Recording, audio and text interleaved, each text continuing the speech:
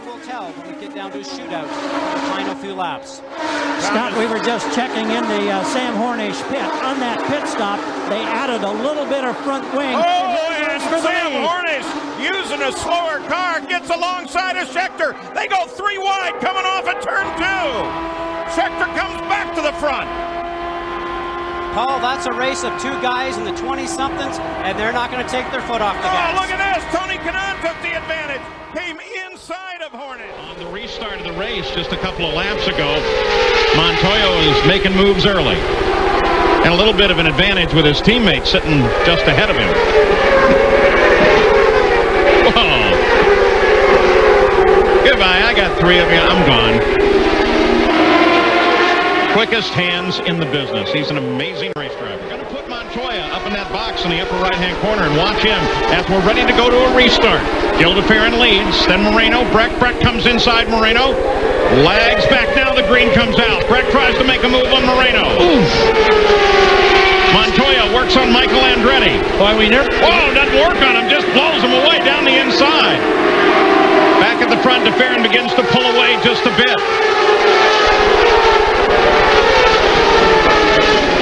Goes right by Fernandez, no problem. And now he is... Oh, now slower traffic becomes a factor. Guzman comes up on Kenny Breck. Montoya decides to stay wide here. Guzman tries to get Breck. Guzman inside alongside Breck. They come off the corner 2 wide. Now they're 2 wide with Adrian Fernandez. Adrian is trying to get Montoya. He doesn't. So Fernandez just jumps inside that one. Now he gets Kenny Breck.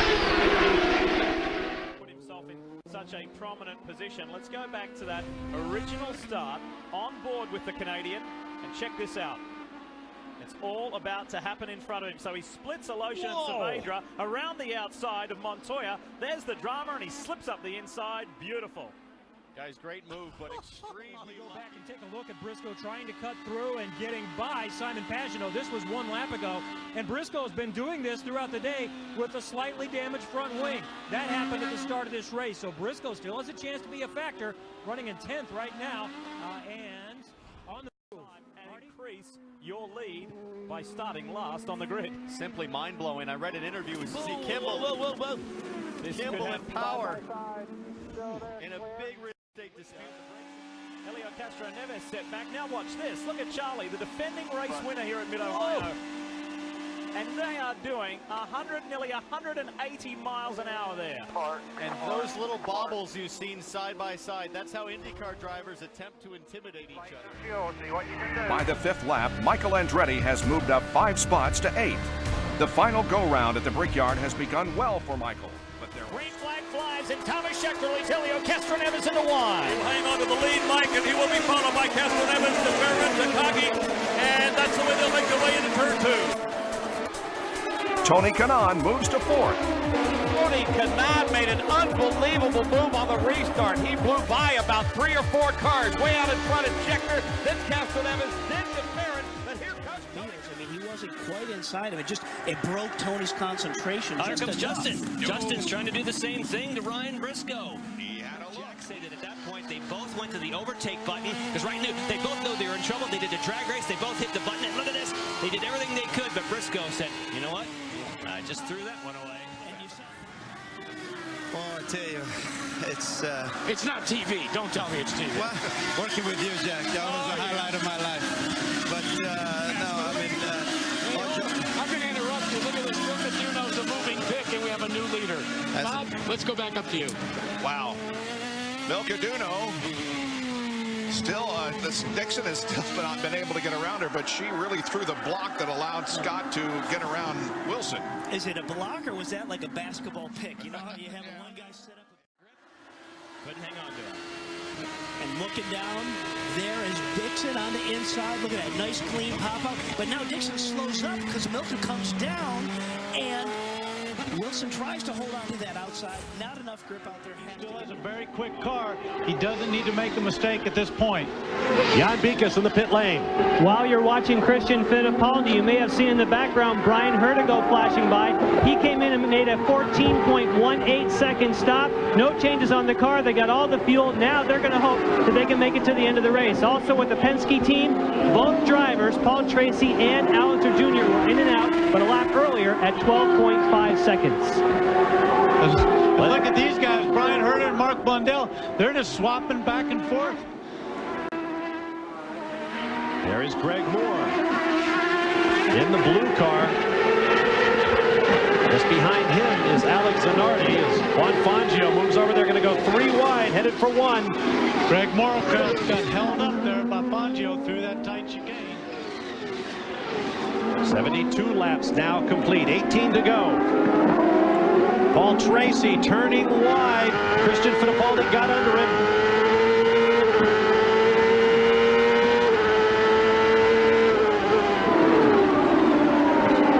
Once again, this broad canvas on which these artists can sketch their masterpieces, hopefully without tangling. Paul Tracy down in 1 again, this time with Jimmy Vasser. Oh! A little piece of that's body work off of Jimmy. He's catching him about a second a lap. But the real crucial part, I think, is how much fuel does DeFerrin have? Does he have to keep it lean down? Because we know Zanardi's got more fuel than he does. There's Christian Fittipaldi battling with Paul Tracy. His teammate Christian Fittipaldi runs in 7th place. That's Scott Pruitt in 6th just ahead. Paul Tracy in 8th just behind. Wheel to wheel into turn 3. Fittipaldi moves up the distance, and he's putting big-time pressure on in the chase for second. 12 laps to go next time by. Another dramatic finish on the horizon as the battle for position continues. Alex Zanardi down the inside of Brian Herta into 2nd place. This one is long from over for the Italian and his American rival. Another one in store. Now just 10 car lengths separate Gilles DeFerrin. Oh, less than that now. Oh, Alex Zanardi. What a move! He was not going to be denied passing that back marker and get held up. He just dove in there. That was Juan Fangio, and I think they made contact. I think he just clouded him out of the way. Once again, he has mirrors full of a rival with 6 laps to go. Here goes Zanardi down the inside into 1. Here comes DeFerrin on the counterattack.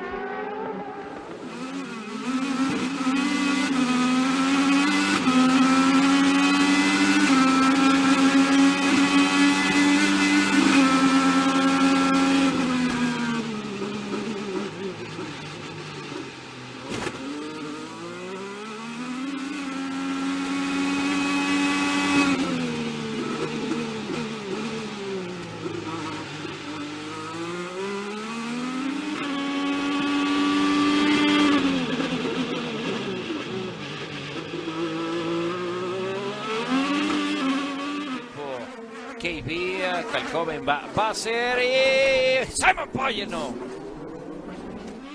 Pasa el primer lugar, Helio Castroneves se mantiene, pero ahí se Bordet. ¡Oh! Wow. ¡Qué equivocación más grande! Equivocación.